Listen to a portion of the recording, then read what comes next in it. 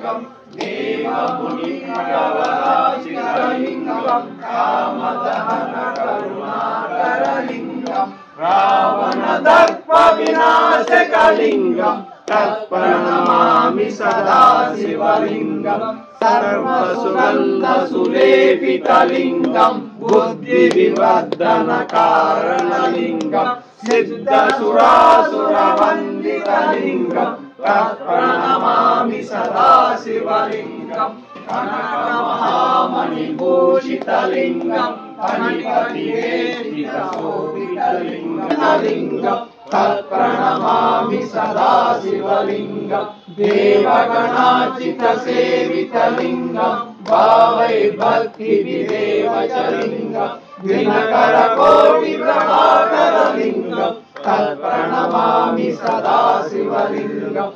अष्टदलोपरिवेष्टितलिङ्गम् सर्वसमुद्भवकारणलिङ्गम् अष्टदरिद्रविनाशकलिङ्गम् तत्प्रणमामि सदा शिवलिङ्गम्।